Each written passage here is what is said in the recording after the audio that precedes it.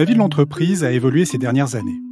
La culture du résultat, les prises de conscience de certaines pratiques et la pression exercée sur les managers impactent toutes les questions du vivre ensemble et l'attention portée aux salariés.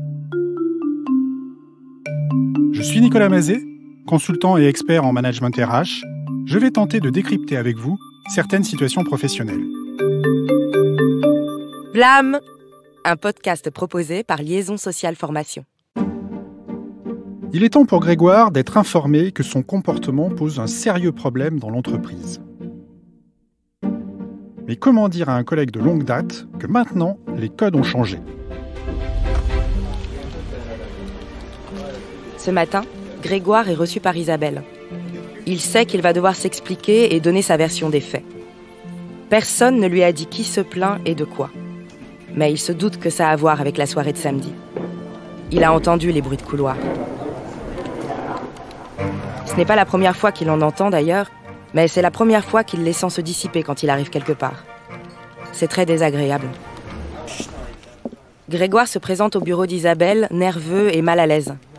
Il se rassure en pensant qu'elle le connaît. Elle devrait savoir qu'il n'a rien fait de mal. Grégoire marmonne un bonjour timide en hésitant à franchir le seuil de la porte. « Salut Grégoire, entre, ne reste pas là. » Isabelle essaye d'être souriante et apaisante pour ne pas le fermer davantage. Il s'exécute comme un enfant, ferme la porte et s'assied devant elle, tout en se redressant un peu, évidemment nerveux et mal à l'aise. Tout de suite, on voit que cet entretien va être difficile à mener pour les deux protagonistes. Isabelle essaie d'appliquer la bonne règle, en accueillant Grégoire et en tentant de le mettre en confiance. Mais a-t-elle bien préparé cet échange ? J'espère qu'elle a un objectif clair et un questionnement approprié en tête. Nous allons bien voir. Merci d'être là, Grégoire. On doit se parler, on n'a pas le choix. Ce n'est facile pour personne, tu sais. Isabelle laisse passer quelques secondes. Il reste impassible, elle reprend. Plusieurs collègues se sont plaints de ton comportement, qu'elle qualifie d'inapproprié. Je suis pas là pour te juger. C'est juste mon travail de comprendre ce qui s'est passé et de protéger tout le monde. Tu veux bien qu'on en parle ? Grégoire s'agace immédiatement. J'ai un comportement inapproprié, moi ? À quel moment ? Quand je motive les troupes ? Quand je crée une dynamique de groupe ? J'ai un comportement inapproprié ? Quand j'organise des événements comme nos footings du vendredi, mon comportement est inapproprié ? Quand j'ai les meilleurs résultats du pôle commercial, là aussi, mon comportement est inapproprié ?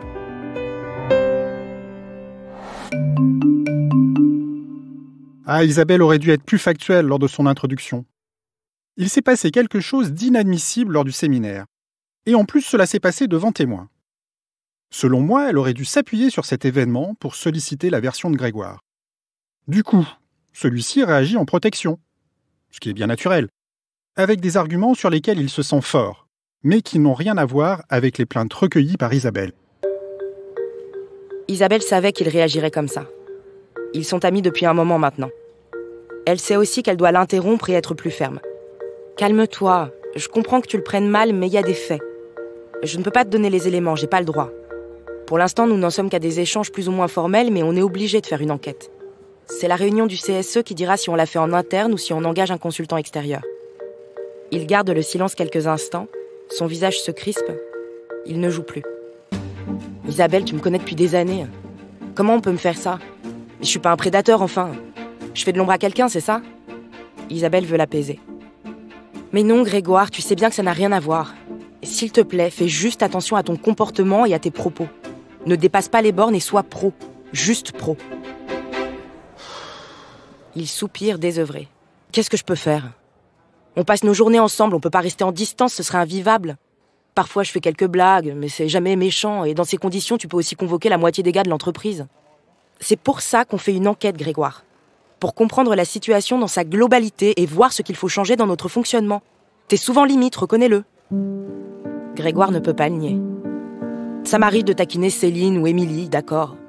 Mais beaucoup de couples se forment au travail, on passe 40 heures par semaine ensemble, alors comment on fait ? On est en train de créer une génération de paranos célibataires frustrés, c'est tout ce qu'on va réussir à faire.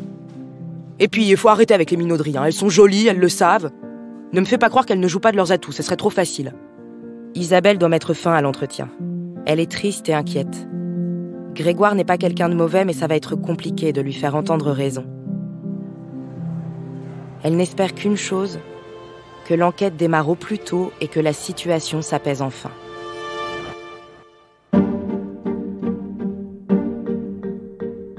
Mais quel était donc l'objectif d'Isabelle au travers de cet entretien ? Alors oui, elle a fait passer une information. Une enquête va être déclenchée sous l'égide du CSE. Mais elle n'explique pas clairement à Grégoire les raisons de cette enquête. Je ne comprends pas pourquoi Isabelle ne rappelle pas les règles concernant les agissements et propos sexistes, mais aussi les comportements à risque. Certainement parce que ces règles n'existent pas dans cette entreprise. Isabelle aurait dû s'appuyer sur la loi, en précisant que des éléments inquiétants, car condamnables, lui avaient été signalés ces derniers jours, et ce, de la part de plusieurs personnes dans l'entreprise. Le fait qu'Isabelle et Grégoire se connaissent depuis plusieurs années ne facilite pas l'entretien. Et en tant que RH ou manager, si vous êtes confronté à ces situations, vous devez parvenir à mener l'échange sans tomber dans une empathie excessive. Vous vous devez de recadrer et d'exprimer votre désapprobation vis-à-vis de ces agissements. Vous devez aussi tenir votre rôle de prévention et de garant de la santé et la sécurité de vos collaborateurs. N'oubliez jamais que c'est une obligation de résultat qui engage la responsabilité de la direction de l'entreprise en cas de défaillance. J'insiste sur ce point car c'est ce qui doit guider un positionnement fort et une tolérance zéro pour les agissements de Grégoire. Je comprends la volonté d'Isabelle de ne pas trop en dire pour ne pas mettre en difficulté les personnes qui ont alerté ou signalé les faits. Il n'empêche, un entretien de ce type doit être préparé avec rigueur. Cela demande plusieurs choses. Se définir un objectif à atteindre à l'issue de l'entretien, formaliser la manière dont on va démarrer cet entretien, être factuel, on ne peut pas rester sur des on-dit, rédiger son argumentaire avec un questionnement ouvert pour relancer notre interlocuteur, car c'est bien la qualité de ce questionnement qui permettra de recueillir la version de la personne que l'on a en face de nous. Et pour finir, avoir sa conclusion en tête. Celle-ci présentera la suite des événements et la procédure d'enquête qui va se mettre en place.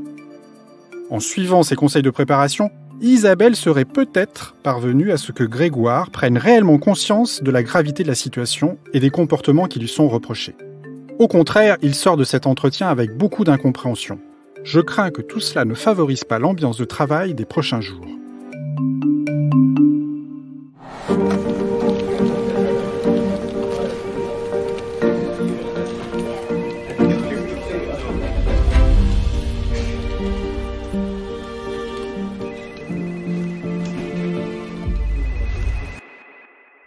Bonjour, vous êtes bien sur la messagerie de Céline. Laissez-moi un message. Ouais, salut Céline, c'est Joseph. Bon tu m'as pas rappelé la dernière fois. Je commence à m'inquiéter un peu, j'espère que tu me fais pas la gueule. Bon allez, rappelle-moi vite, bisous. Ce podcast vous a été présenté par Liaison Sociale Formation. Retrouvez nos solutions RH sur wk-formation.fr.